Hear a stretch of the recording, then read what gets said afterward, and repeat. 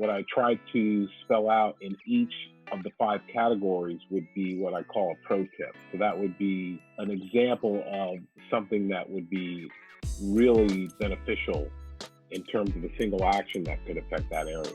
So that's something to look forward to in later sessions are the pro tips. Very good. So your pro tip for this session is to look for the pro tip in the future. Right. All right. Hi, everybody. Welcome back. You have Lee and Warren Evans here of the Energy Brothers. And we are again talking about our new series, How to Transition to the Clean Energy Life. And Warren, if you don't mind, I'm just going to summarize what we talked about before. You developed an ebook called 5 Things Consumers Can Do to Fight Climate Change. And they involve, first of all, measuring your carbon footprint. Secondly, travel. And then food. And I missed home. And finally, goods and services. If you could just summarize that for us, and then we are going to move to the first one, measure your carbon footprint. Thanks, Lee. Measuring your carbon footprint is pretty simple. There's some online tools that are available. One I like in particular is from Berkeley College in California, called the Cool Climate Calculator. So basically all you do is head over to one of these websites and enter in some information about some of your actions, how you live, how you travel, and the calculator is able to come up with an estimated carbon footprint for individual or for a family in terms of metric tons of carbon. So it's a pretty simple process. It might take 10 or 15 minutes to do, but it gives you an idea of what your carbon impact is. Now, Warren, you're an engineer. You say this is simple. This is simple enough for a general layperson to be able to calculate their carbon footprint for them and their family? Yeah, I think so. I've done it several times with several different calculators, and I think the people who are developing these tools are absolutely free. They're available on their websites, and we have links to them within the ebook. But they make them user friendly. They have done a very good job of making these things easy to use.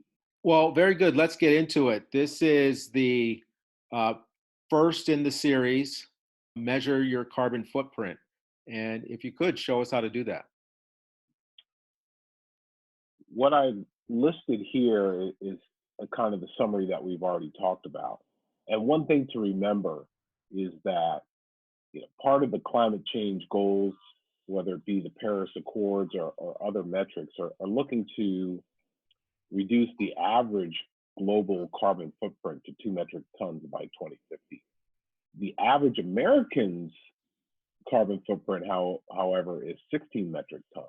And what I'm going to show you is an example of mine. My footprint, according to this calculator, was 43 metric tons.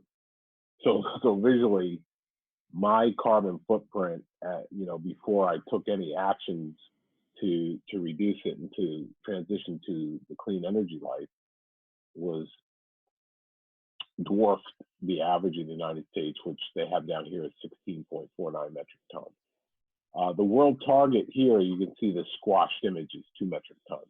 So what we're talking about is measuring your carbon footprint so that you can then take actions to reduce it and to transition into the clean energy life.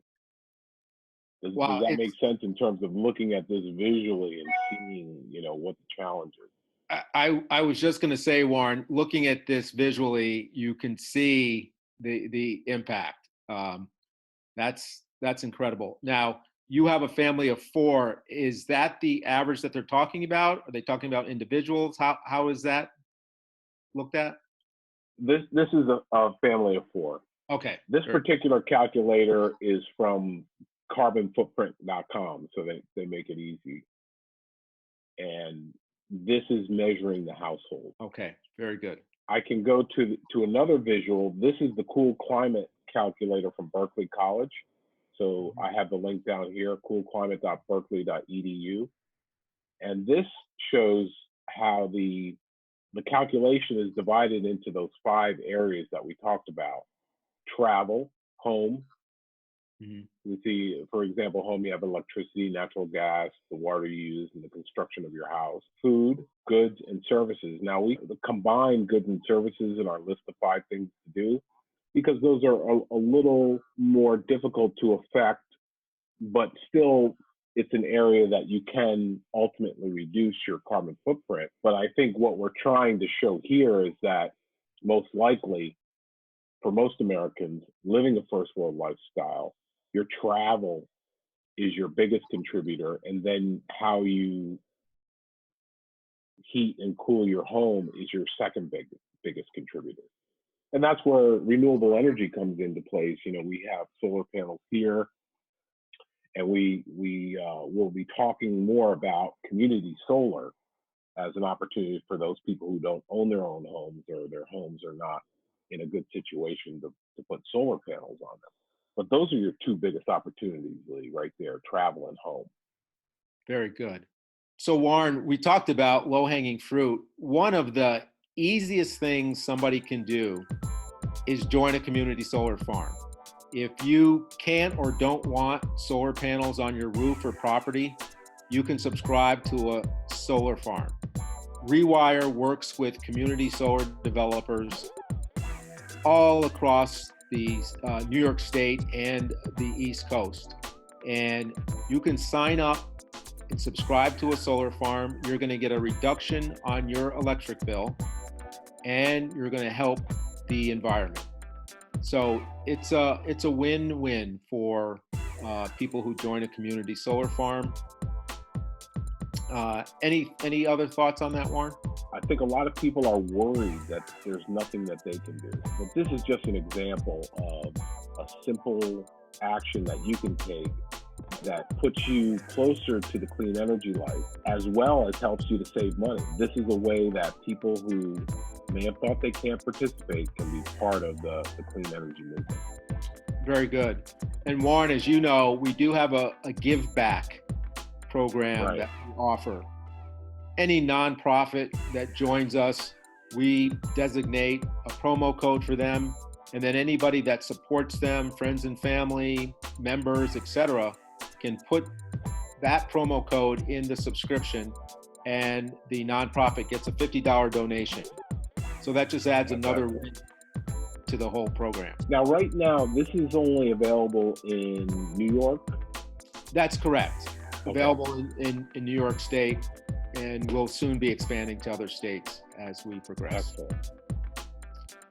Warren, when you did your carbon footprint, besides the size, you said you were surprised at what your carbon footprint was. Anything else that jumped out at you, or any other surprises while you were going through this process? Well, we had already done energy efficiency, as we discussed, so I thought we were in much better shape than what it turned out to be. But this calculator shows before we went solar and before we moved to electric vehicles. So Lee, those 2 things really, as you'll see in a later session, really brought down our carbon footprint significantly. But I'll tell you, we're still on the journey. We're still looking at other opportunities to reduce our carbon footprint as we go. So that's what I would say is the other takeaway here, is that it's a journey, and you do what you can. And we found in some cases, some of these changes have actually made our lives better and saved us money. And I think community solar or going solar is an example of that for most people. Very good. So Warren, it sounds like in order to start this journey, you really should measure your carbon footprint, so you sort of have a baseline, you know where you stand, and you know that there might be some low-hanging fruit, but you also know what some of the big leaps you could do in order to reduce your carbon footprint. Exactly. Once you measure it and you have an idea of what the current carbon footprint is, the carbon calculators do give you suggestions that we'll go through in later sessions as we break down each one of these areas. We'll talk about the low-hanging fruit and some of the bigger opportunities. And as a matter of fact, what I try to spell out in each of the 5 categories would be what I call a pro tip.